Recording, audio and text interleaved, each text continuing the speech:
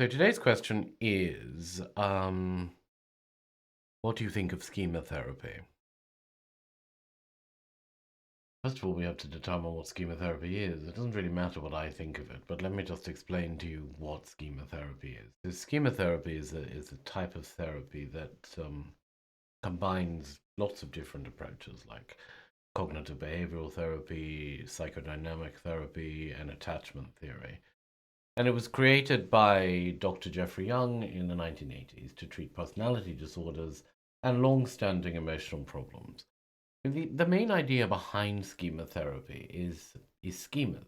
Schemas are patterns of thoughts, feelings, behaviors, etc., that start in childhood or adolescence. And they help us to understand the world and our experiences. However, some schemas can be harmful and can cause problems in how we think, how we feel, and how we act. Now, the goal of schema therapy is to find and change these harmful schemas. It helps people become more aware of their patterns and learn where they come from and create healthier ways to deal with them.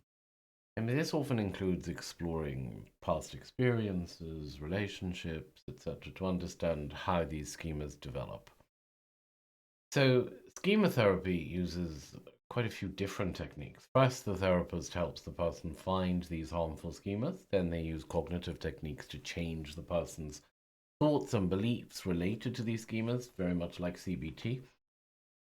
They also use experiential techniques like imagining situations or role playing to help a person process emotions and develop healthier emotional responses. So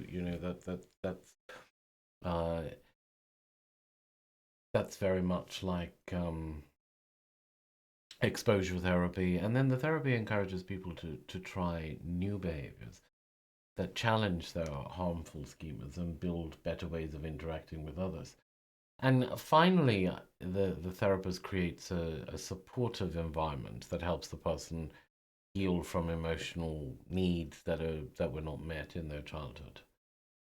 Now, having said all of that, there are, of course, some criticisms of schema therapy. It doesn't have enough empirical evidence, for example.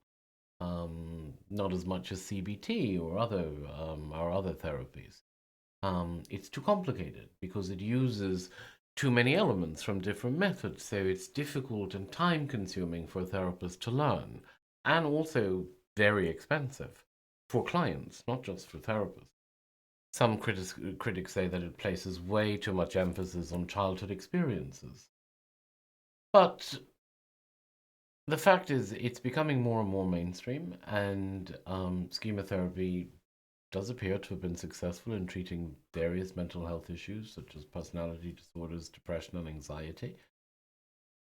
And I'm told it can be especially helpful for people who haven't improved with any other type of therapy. So, but every therapy is going to have its critics, isn't it? Obviously, I'm not a clinician and I have never practiced schema therapy, but